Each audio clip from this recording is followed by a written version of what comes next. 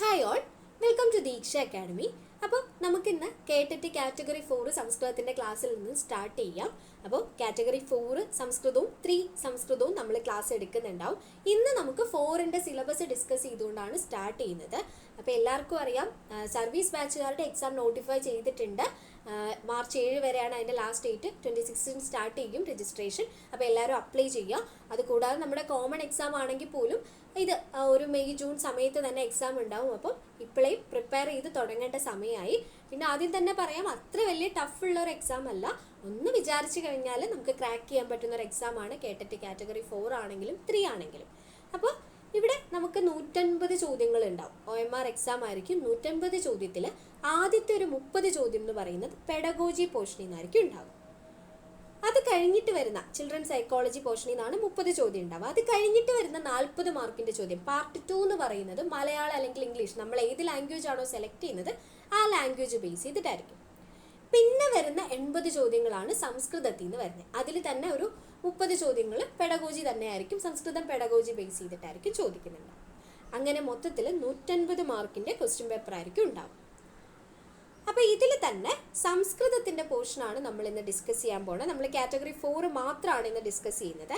അതിൽ first part എന്ന് പറയുന്നത് ഈ ടീച്ചിങ് പെഡഗോജി, ചിൽഡ്രൻ സൈക്കോളജി തന്നെയാണ്. അത് സംസ്കൃതം ബേസ് ചെയ്തിട്ട് ക്വസ്റ്റ്യൻസ് വരെ ആയിരിക്കും ചെയ്യുക. അപ്പോൾ ഇത് രണ്ടിലും കോമൺ ആയിട്ട് നമ്മൾ ഈ സിദ്ധാന്തങ്ങളൊക്കെ കോമൺ ആയിട്ട് തന്നെ പഠിക്കണം. അതായത് നോർമൽ ഫസ്റ്റ് പാർട്ട് 1 ഭാഗങ്ങൾ തന്നെ ഇവിടെയും ക്വസ്റ്റ്യൻസ് വരാം. അപ്പോൾ നമുക്ക് സെപ്പറേറ്റ് ടോപ്പിക് എടുത്ത് പറഞ്ഞിട്ടുണ്ട്. ഭാഷാവഗമം, ഭാഷാബോധന തത്വങ്ങൾ, അതായത് നമ്മുടെ ടീച്ചിങ് ടെക്നിക്കുകൾ വരില്ലേ അത്, സംസ്കൃത ശിക്ഷണ വിധികൾ, അവിടെ തന്നെ ഇതിൻ്റെ ഇടയ്ക്ക് തന്നെ നമ്മുടെ പാഠശാല പദ്ധതി, ഭണ്ഡാർക്കർ പദ്ധതി പോലുള്ള പദ്ധതികളും ഗദ്യശിക്ഷണം, പദ്യശിക്ഷണം പോലുള്ള ശിക്ഷണ വിധികളും നമുക്ക് പഠിക്കാനുണ്ട്.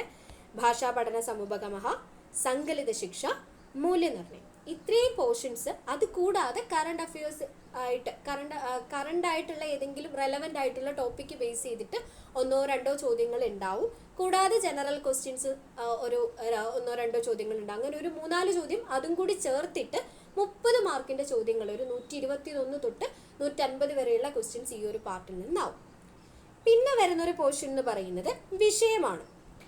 വിഷയം എന്ന് പറയുമ്പോൾ അവിടെ നമുക്ക് ബാക്കി ഇപ്പോൾ 30 മാർക്കിൻ്റെ ചോദ്യങ്ങളെ കഴിഞ്ഞുള്ളൂ. ഇനി 50 മാർക്കിൻ്റെ ചോദ്യമുണ്ട്. അതിൽ ആദ്യത്തെ 5 ചോദ്യം, ആദ്യത്തെ എന്നല്ല, അതിൽ 5 ചോദ്യം എന്ന് പറയുന്നത് ഒരു പാരഗ്രാഫ് തന്നിട്ട് അതിനെ ബേസ് ചെയ്തിട്ടുള്ള ക്വസ്റ്റ്യൻസ് ആയിരിക്കും. പിന്നെ ഒരു 5 ചോദ്യം ഉള്ളത് ഒരു ശ്ലോകം അല്ലെങ്കിൽ ഒരു സുഭാഷിതം തന്നിട്ട് അതിനെ ബേസ് ചെയ്തിട്ട് ഒരു 5 ചോദ്യം ആയിരിക്കും. അങ്ങനെ ഒരു 10 മാർക്ക് അവിടെ കഴിയും. അതായത് 80 മാർക്കിനാണ് സംസ്കൃതം ചോദിക്കുക. അതിൽ 30 മാർക്ക് ഈ പെഡഗോജി ജനറൽ പാർട്ടും പോവും. പിന്നെ വരുന്നൊരു 10 മാർക്ക് ഈ ഒരു പാരഗ്രാഫ് ബേസ്ഡ് ക്വസ്റ്റിനും ശ്ലോകം ബേസ്ഡ് ക്വസ്റ്റിനും ആയിരിക്കും. പിന്നെ വരുന്നൊരു 5 ചോദ്യം എന്ന് പറയുന്നത് 5 മാർക്കിൻ്റെ ക്വസ്റ്റ്യൻ സംസ്കൃത ശാസ്ത്രവും സംസ്കൃത സാഹിത്യവും ബേസ് ചെയ്തിട്ടായിരിക്കും. നമ്മുടെ സാഹിത്യ സിദ്ധാന്തങ്ങൾ, ദർശനങ്ങൾ, മറ്റ് ടെക്സ്റ്റുകൾ, കാവ്യങ്ങളും ഒക്കെ നമുക്ക്, അതായത് ജനറലായിട്ട് നമ്മൾ പഠിച്ചിരിക്കണം. പിന്നെ കേരളീയ സംസ്കൃത കൃതികളെ ബേസ് ചെയ്തിട്ട് ഒരു 3 ചോദ്യം ഉണ്ടാവും. പിന്നെ ആനുകാലിക വിഷയം എന്ന് പറഞ്ഞിട്ട് ഒരു 2 മാർക്കിൻ്റെ ക്വസ്റ്റ്യനും കൂടി. അങ്ങനെ ടോട്ടൽ 20 മാർക്കിൻ്റെത് ഈ ഒരു കണ്ടന്റ് ബേസ് ചെയ്തിട്ടായിരിക്കും ഉണ്ടാവുക. പിന്നെ വരുന്ന ഒരു പാർട്ട് എന്ന് പറയുന്നത് വ്യാകരണമാണ്. വ്യാകരണം എന്ന് പറയുമ്പോൾ നമുക്ക് മെയിനായിട്ട് ധാതു, പദ, ലകാര, പുരുഷവചനങ്ങൾ, അതായത് നമുക്ക് ധാതുരൂപങ്ങൾ പഠിക്കാനുണ്ടാവും. അന്തലിംഗ വിഭക്തി വചനം, ശബ്ദരൂപങ്ങൾ പഠിക്കാനുണ്ടാവും. ഇത് രണ്ടുമായിരിക്കും നമുക്ക് മെയിനായിട്ട് അവിടെ വരുന്നത്. അതായത് നാമപദങ്ങളും ക്രിയാപദങ്ങളുടെ രൂപങ്ങൾ പഠിക്കാനുണ്ടാവും. പിന്നെ അത് രണ്ടും 2 മാർക്കിന്, അതായത് 1-2 ചോദ്യങ്ങളായിരിക്കും ഉണ്ടാവും. ചിലപ്പോൾ അങ്ങോട്ടും ഇങ്ങോട്ടൊക്കെ നമ്പർ മാറാറുണ്ട് കേട്ടോ, മാർക്ക് അങ്ങോട്ടും ഇങ്ങോട്ടും വേരി ചെയ്ത് നിൽക്കാറുണ്ട്. പിന്നെ ഒരു 5 മാർക്കിന് സന്ധി ആയിരിക്കും. അത് തന്നെ നമുക്ക് മെയിനായിട്ടും സ്വരസന്ധി എന്നായിരിക്കും. അതിൻ്റെ ഡിവിഷൻസ് ബേസ് ചെയ്തിട്ട് ഇപ്പോൾ ഗണസന്ധി ആണോ ഗുണസന്ധി ആണോ എന്നൊക്കെ ചോദിക്കുക. അതിൻ്റെ എക്സാമ്പിൾ തന്നിട്ടായിരിക്കും മിക്കവാറും ചോദിക്കുക. അത് ചോദിക്കുന്നത് മിക്കവാറും ആ ഒരു സ്വരസന്ധിയുടെ ബേസ് ചെയ്തിട്ടായിരിക്കും. വിസർഗസന്ധി, വ്യഞ്ജനസന്ധി ഒന്നും ഭേദങ്ങൾ അങ്ങനെ ചോദിച്ച് കാണാറുണ്ട്. പിന്നെ കാരകം ബേസ് ചെയ്തിട്ട് 5 ചോദ്യം, അതും ഒരു റെപ്പിറ്റേഷൻ ഉണ്ടാവും. ഇപ്പോൾ കാരകമാണെങ്കിലും ഏത് വിഭക്തിയാണ്, അല്ലെങ്കിൽ എന്താ പറയുക, വിഭക്തി പറഞ്ഞിട്ട് ഇതിലേത് കാരകം, പഞ്ചമി വിഭക്തി വിധായകം കാരകം ഏതാണ്, അല്ലെങ്കിൽ സൂത്രം ഏതാണ്, അങ്ങനെയുള്ള ക്വസ്റ്റ്യൻസ് ആയിരിക്കും, ജനറൽ ആയിട്ടുള്ള ക്വസ്റ്റ്യൻസ് ആയിരിക്കും വരുന്നുണ്ടാവുക. അതും ഒരു 5 മാർക്കിൻ്റെ ചോദ്യമായിരിക്കും ഉണ്ടാവുക. പിന്നെ സമാസത്തിൻ്റെ ഭാഗത്തു നിന്ന് ഒരു 2 ചോദ്യങ്ങളും, പ്രയോഗങ്ങൾ, കർത്തരി പ്രയോഗം, കർമ്മണി പ്രയോഗം, ഭാവേ പ്രയോഗം, ഈ പാർട്ടിൽ നിന്ന് ഒരു 2 ചോദ്യം, സംജ്ഞയുടെ ഭാഗത്തു നിന്ന് ഒരു 2 ചോദ്യം. അങ്ങനെ ടോട്ടൽ 20 മാർക്കിന് വ്യാകരണം ബേസ് ചെയ്തിട്ടായിരിക്കും ക്വസ്റ്റ്യൻ വരുന്നത്. ഇവിടെയൊക്കെ തന്നെ ജനറൽ സ്റ്റഡി തന്നെ ആയിരിക്കും വരുന്നുണ്ടാവുക. ഇപ്പോൾ വിഭക്തി ഒരു പദം തന്നിട്ടിപ്പോൾ ഗുരവേ എന്ന് തന്നിട്ട് ഇവിടെ ഏത് വിഭക്തിയാ, അല്ലെങ്കിൽ അഭവത് എന്ന് തന്നിട്ട് ഇത് ഏത് ലകാരമാണ്, അല്ലെങ്കിൽ ഏത് വചനമാണ്, അങ്ങനെയുള്ള ക്വസ്റ്റ്യൻസ് ആയിരിക്കും ചോദിക്കുന്നുണ്ടാവുക.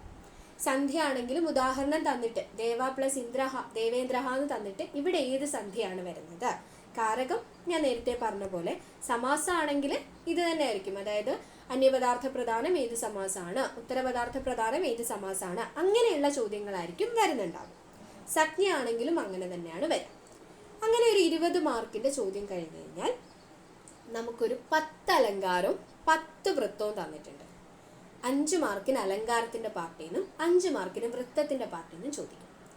അത് തന്നെ അലങ്കാരങ്ങൾ എന്ന് പറയുമ്പോൾ അതിൻ്റെ ലക്ഷണം തന്നിട്ട് ചിലപ്പോൾ ക്വസ്റ്റ്യൻ വരും, അല്ലെങ്കിൽ ഉദാഹരണം തന്നിട്ട് ക്വസ്റ്റ്യൻ തരും. അത് ഡിവിഷൻ അടക്കം പഠിച്ചു വെക്കണം. നമുക്ക് ചിലപ്പോൾ അതിൻ്റെ ഡിവിഷൻ, ഇപ്പോൾ രൂപങ്ങളൊക്കെ ആണെങ്കിൽ അതിൻ്റെ ഭേദം തന്നെ ഇടയ്ക്ക് ഓപ്ഷനിൽ തന്നിട്ട് ചോദിക്കാറുണ്ട്. അപ്പോൾ 10 അലങ്കാരങ്ങൾ അനുപ്രാസം, യമകം, ശ്ലേഷം, കാവ്യലിംഗം, ഉപമ, രൂപകം, ഉത്പ്രേക്ഷ, ദീപകം, അർത്ഥാന്തരന്യാസം, ഉല്ലേഖം, ഇങ്ങനെ 10 അലങ്കാരങ്ങളും അതുപോലെ അനുഷ്ടുപ്പ്, രഥോദത, ഉപജാതി, സ്ത്രഗ്ധര, വസന്തതിലക, ഇന്ദ്രവജ്ര, പുഷ്പിതാഗ്ര, വംശസ്ഥം, മാലിനി, ശാർദൂല വിക്രീഡിതം, ഇങ്ങനെ 10 വൃത്തങ്ങളും. അതുകൂടാതെ നമുക്കിപ്പോൾ മധ്യലഘു ഏത് ഗണമാണ്, മധ്യഗുരു ഏത് ഗണമാണ്, അങ്ങനെ ലഘു ഗുരു വിവേചനവും അതിൻ്റെ ഗണനിർണയവും പഠിച്ചിട്ട് അത് ബേസ് ചെയ്തിട്ടും 1-2 ചോദ്യങ്ങൾ ഉണ്ടാവാറുണ്ട്. ഇത്രയാണ് ആ ഒരു പാർട്ടിയിൽ നിന്ന് വരുന്ന അലങ്കാരം വൃത്തം പാർട്ടിയിൽ നിന്ന് വരുന്ന 10 ചോദ്യങ്ങൾ എന്ന് പറയുന്നത്. നമ്മുടെ കേട്ടറ്റിൻ്റെ സിലബസ്, സംസ്കൃതം പോർഷൻ 80 മാർക്കിൻ്റെ സിലബസ് എന്ന് പറയുന്നത് ഇത്രയേ ഉള്ളൂ.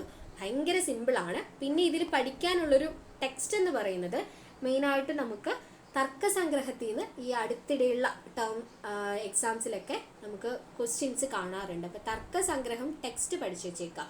കാരണം നമുക്ക് ഇപ്പോൾ എന്താ പറയുക, പൃഥ്വിയുടെ ലക്ഷണം എന്താണ്, അല്ലെങ്കിൽ ഗന്ധവതി ഡാഷ് എന്നൊക്കെയുള്ള രീതിയിൽ അതിൻ്റെ ലക്ഷണസഹിതം ക്വസ്റ്റ്യൻസ് വരാറുണ്ട്. അപ്പോൾ അത് വേറെ ടെക്സ്റ്റുകളിൽ നിന്നൊന്നും കണ്ടിട്ടില്ല, തർക്കസംഗ്രഹത്തിൽ നിന്നാണ് കണ്ടിട്ടുള്ളത്. അപ്പോൾ തർക്കസംഗ്രഹം ടെക്സ്റ്റ് മെയിനായിട്ട് നോക്കുക. അതുകൂടാതെ തന്നെ ദർശനം ടെക്സ്റ്റ് പഠിക്കുന്ന സമയത്ത് നമുക്ക് ആ ടെക്സ്റ്റുകളുടെ എല്ലാം ജനറലായിട്ട് മെയിനായിട്ടുള്ള പോയിന്റ്സ് കൂടെ പഠിച്ചു പോകാം. അപ്പോൾ ഇങ്ങനെയാണ് കേട്ടറ്റിൻ്റെ കാറ്റഗറി 4ൻ്റെ സിലബസ് വരുന്നത്.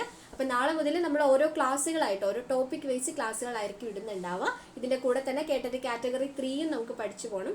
ഇതിൽ രണ്ടിലും കോമൺ ആയിട്ടുള്ള പോർഷൻസ് ഉണ്ട്. അതുകൂടാതെ എക്സ്ട്രാ കേട്ടറ്റ് കാറ്റഗറി 3ക്ക് കുറച്ച് എക്സ്ട്രാ പോർഷൻസ് കൂടെ വരുന്നുണ്ട്. ജ്യോതിഷം, അതുപോലെ തന്നെ അലങ്കാരം ഇത്രയൊന്നും അല്ല, കുറച്ചുകൂടി പഠിക്കാനുണ്ട്. വൃത്തങ്ങളാണെങ്കിലും അങ്ങനെ കുറച്ച് ടോപ്പിക്കുകൾ വേദാന്തമൊക്കെ സ്പെസിഫിക് ആയിട്ട് പഠിക്കാനുണ്ട്. അപ്പം അത് നമുക്ക് സെപ്പറേറ്റ് നോക്കാനുണ്ട്. അപ്പോൾ കേട്ടറ്റ് കാറ്റഗറി 3യുടെ സിലബസ് നമുക്ക് ഇനി വരുന്ന ദിവസങ്ങളിൽ ഡിസ്കസ് ചെയ്യാം. 4ൻ്റെ ക്ലാസ്സുകളും വരും ദിവസങ്ങളിൽ കാണാം. അപ്പോൾ ഇത്രയാണ് ഇന്നത്തെ ക്ലാസ്സിൽ പറയാനുള്ളത്. വീഡിയോ ഇഷ്ടപ്പെട്ടെങ്കിൽ ലൈക്ക് ചെയ്യുക, സബ്സ്ക്രൈബ് ചെയ്യുക. അതുകൂടാതെ നമ്മുടെ ഫ്രീ വാട്സപ്പ് ഗ്രൂപ്പിൻ്റെ ലിങ്ക് ഞാൻ ഷെയർ ചെയ്തേക്കാം, കമൻറ്റ് ബോക്സിൽ ഇട്ടേക്കാം. നിങ്ങൾ താല്പര്യമുള്ളവർ അതിലേക്ക് ജോയിൻ ചെയ്യുക. നമ്മുടെ കേട്ടറ്റ് ക്ലാസ്സുകൾ ഫ്രീ ആണ്. യൂട്യൂബിൽ തന്നെ ക്ലാസ്സുകളെല്ലാം അപ്ലോഡ് ചെയ്യുന്നുണ്ടാവും. പിന്നെ എന്തെങ്കിലും ഡൗട്ട് ഉണ്ടെങ്കിൽ കമൻറ്റ് ബോക്സിലിടുക, അല്ലെങ്കിൽ നിങ്ങളുടെ അഭിപ്രായങ്ങളും കമൻറ്റ് ബോക്സിലിടുക. താങ്ക്